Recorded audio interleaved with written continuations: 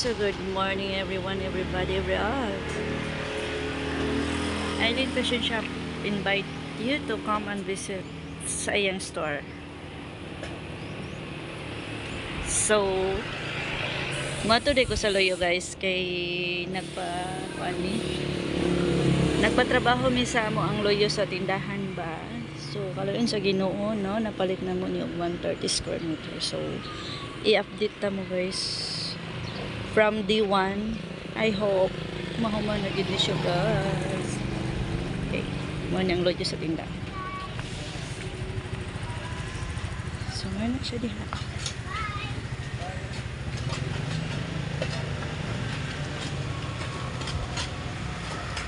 So, I hope mahuman na siya.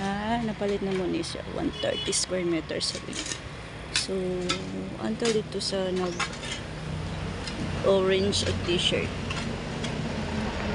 So, kato siya. So, nabuho pa sila para poste, no? So, nalihian naman niya siya. Hindi na tayo maglilihi. Ano niya siya. Ang loyo sa tindahan mo niya siya.